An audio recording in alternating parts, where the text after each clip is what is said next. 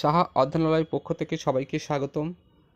আজ আমি কলকাতা বিশ্ববিদ্যালয়ের বাংলা অনার্সের 2023-এর ষষ্ঠ সেমিস্টারের ডিএসই A3 পেপার নিয়ে আজকে আলোচনা করব। 2023 সালে ডিএসই A3 পেপারে কী ধরনের প্রশ্ন এসেছে সেইগুলো নিয়ে কিন্তু আজকে দেখাবো। আজকে সেই প্রশ্নপত্রটা হুবহু নিয়ে এসেছি 2023-এর প্রশ্নপত্র। তোমরা সঙ্গে থাকো।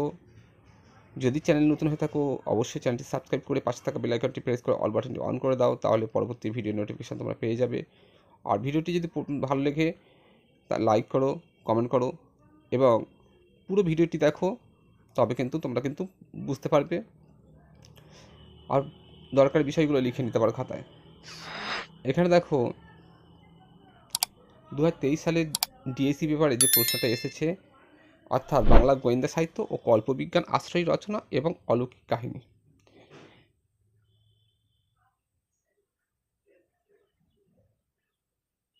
এখান থেকে যে প্রশ্নগুলো এসেছে, রহস্য কাহিনী হলেও শরদিন্দু বন্দ্যোপাধ্যায়ের সজারুর কাঁটা প্রেম কাহিনী হিসাবেও সমান উপভোগ্য, মন্তব্যটি বিচার করো। দ্বিতীয় প্রশ্ন এসছে, সজারুর কাঁটা উপন্যাস অবলম্বনে দেবাশিস চরিত্রটির পরিচয় দাও। এবার দেখো দ্বিতীয় মডিউল থেকে কী এসছে, প্রফেসর শঙ্কু গল্পগুলি কল্পবিজ্ঞান হিসাবে কতখানি সার্থক হয়ে উঠেছে তা তোমার পাঠ্য দুটি গল্প অবলম্বনে আলোচনা করো। যন্ত্রই যন্ত্রকে চেনে ভালো প্রসঙ্গ উল্লেখ করে উক্তিটির তাৎপর্য আলোচনা করো। সব ভূতের গল্পগ্রন্থের গল্পগুলি ভূতের গল্প হলেও ভূতের তথাকথিত বীভৎস চেহারা নিয়ে হাজির হয় না, আলোচনা করো। সব ভূতের গল্পগ্রন্থে দুটি গল্প অবলম্বনে লেখিকার দেশ সম্পর্কিত ভাবনার পরিচয় দাও। এবার চারের দাগের যে প্রশ্ন এসছে তৃতীয় মডিউল থেকে, চার দাগের প্রথম মডিউল 5 নম্বরের প্রশ্ন। এখানে কি এসছে, সজারুর কাঁটা উপন্যাসের উপক্রম ও অনুক্রম অংশের ভূমিকা আলোচনা করো। দ্বিতীয় প্রশ্ন এসছে, ব্রহ্মকেশ বিদ্যুৎ বেগে কিছু ফিরল প্রসঙ্গ উল্লেখ করে ঘটনার বিবরণ দাও। এবার দেখো 5 নম্বর প্রশ্ন, 5 দাগের অর্থাৎ দ্বিতীয় মডিউল থেকে এসছে, মহাকাশের দূত গল্পে দূতের বার্তাগুলো সম্পর্কে আলোচনা করো। শঙ্কু ও আদিম মানব গল্প অবলম্বনে আদিম মানুষের পরিচয় দাও। 6 দাগের অর্থাৎ তৃতীয় মডেল থেকে এসছে, সব ভূতের গল্পগ্রন্থটিতে যে মানবিক আবেদনের প্রকাশ ঘটেছে তা যে কোনো একটি গল্প অবলম্বনে লেখো। সোনালী রূপালী গল্পে লেখিকার রোমান্টিক অনুভূতির অভিব্যক্তি কিভাবে প্রকাশ পেয়েছে তা লেখো।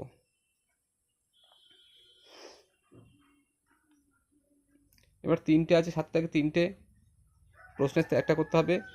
দীপা চরিত্র টিকাধর্মী প্রশ্ন, মঙ্গল গ্রহ থেকে টাফা গ্রহে পৌঁছানো ও টাফাবাসের অভিজ্ঞতা, অহি দিদির বন্ধুরা। এবারে সংক্ষিপ্ত প্রশ্ন, 15টি সংক্ষিপ্ত প্রশ্ন এসছে। খ্রিস্টকে উনারা কোথায় রাখেন? যোগু বোসের স্ত্রীর নাম কি? তিনি কোথায় থাকতেন?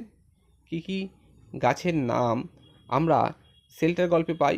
সুতরাং প্রত্যেকটা গল্প কিন্তু ভালো করে পড়তে হবে, না পড়লে কিন্তু এই সংক্ষিপ্ত প্রশ্ন উত্তর দেওয়া সম্ভব নয়।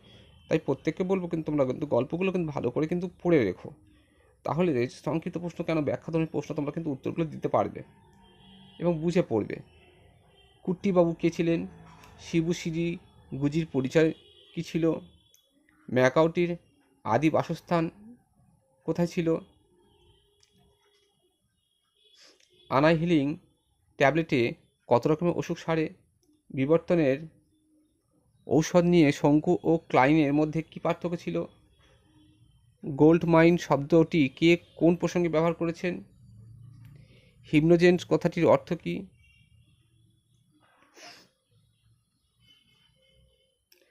সজারুর কাঁটা আঘাতে মৃত তৃতীয় ব্যক্তির নাম কি?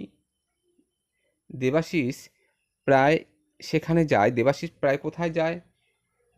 দীপার ঠাকুরদাদার নাম কি? ব্যোমকেশের সহকারীর নাম কি ছিল? সজারুর কাঁটা উপন্যাসে মধ্যযুগের কোন কোন বিখ্যাত কবির শ্লোকের উল্লেখ রয়েছে বা আছে? এই ছিল মোট 65 নম্বরের প্রশ্ন। আশা করি তোমরা প্রশ্ন সম্পর্কে অবগত হয়েছো। এটা 2023-এর প্রশ্নপত্র। যারা 2024-এ পরীক্ষা দেবে তারা কিন্তু এই প্রশ্নগুলো কিন্তু ঘুরিয়ে ফিরে করতে পারো। তবে এই যে 10 নম্বরের যে প্রশ্নগুলো পরীক্ষা পড়েছে সেগুলো কিন্তু থাকবে না, 10 নম্বরে আসবে না। সেগুলো 5 নম্বরে আসতে পারে, কিন্তু 10 নম্বরে কোনো মতেই আসবে না। সেদিকে একটু খেয়াল রেখো। সেই হিসেবে প্রশ্নগুলো তৈরি করো। আমি সাজেশান দেওয়ার চেষ্টা করবো খুব তাড়াতাড়ি।